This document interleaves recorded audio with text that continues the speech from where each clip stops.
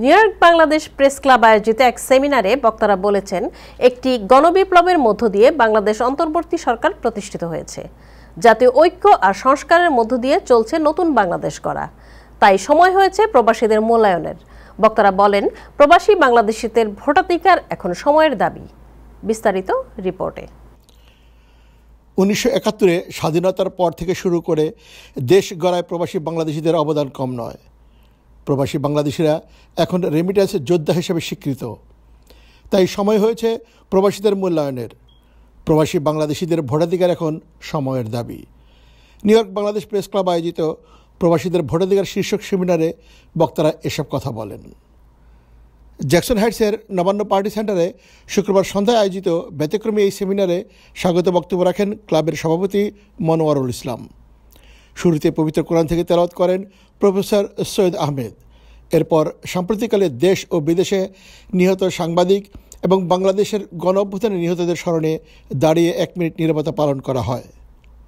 পরবর্তীতে বিশেষ দোয়া মোনাজাত করেন সাংবাদিক মোহাম্মদ জহিরুল হক বশির। সেমিনার পরিচালনা করেন ক্লাবের সাধারণ সম্পাদক মমিনুল ইসলাম মজুমদার। ন্যাশনাল আইডি করলে আমি ভোট দিতে পারবো। আমাদের একটাই দাবি, ন্যাশনাল আইডি কত সহজে কিভাবে পাওয়া যায়।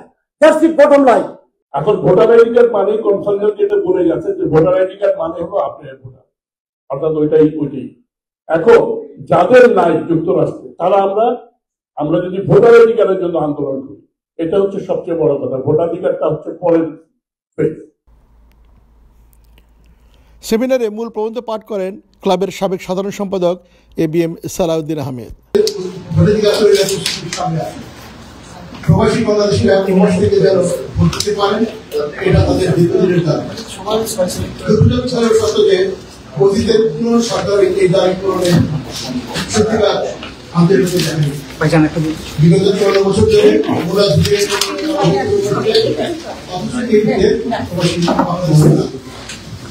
তারা রেমিটেন্স পাঠিয়ে দেশের টাকা সংগ্রহ করেন, ভোটের অধিকার তাদের ওই সংবিধানে।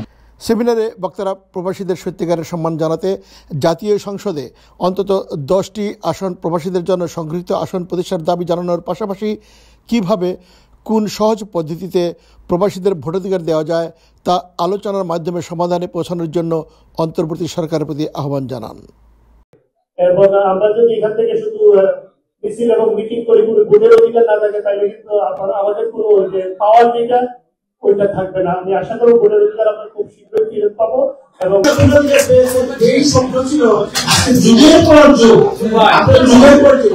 আমার জীবন 25 বছর, উনি হয়তো 80-40 বছর হয়ে গেছে। এই 50 বছর থেকে তারা এই শব্দ দেখছিলেন যে আমি ভোটের অধিকার পাবো। আমার মনে আজকে প্রবাসের সবার জন্য একটি স্মরণীয় দিন। কিভাবে আমরা যারা আমেরিকান সিটিজেন এদেরকে কিভাবে ভোটের আওতায় আমাদের সেই প্রক্রিয়াগুলো খুঁজে বের করার জন্য আমি অনুরোধ করব।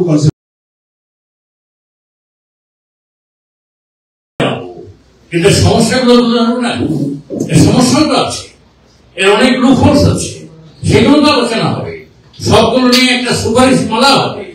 সেই সুপারিশটা আমরা এখান থেকে পাঠাবো, যে আমরা এখানে আলোচনা করে এই সুপারিশ করেছি, এইভাবে আমাদের ভোটাধিকারের দাবিটা তোমরা পূরণ করো। বলছি যে প্রবাসীদের অংশগ্রহণ ছাড়া বাংলাদেশের সংস্কার সম্ভব না। আমরা দাবি জানাচ্ছি, আশা করি বর্তমান সরকারও প্রবাসীদের ব্যাপারে আশা করি আন্তরিক। আপনাদের আবারও ধন্যবাদ জানাচ্ছি আজকে সুন্দর আয়োজন করার জন্য।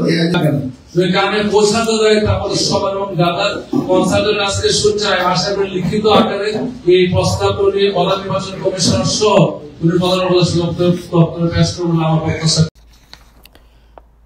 সেমিনারে নিউ ইয়র্কে নিযুক্ত বাংলাদেশ কনসাল জেনারেল মোহাম্মদ মোজাম্মেল হক জানান, বাংলাদেশ সরকার প্রবাসীদের ভোটাধিকার দেওয়ার সিদ্ধান্ত নিয়েছে। এই লক্ষ্যে যুক্তরাষ্ট্রসহ 5টি দেশে কাজ চলছে।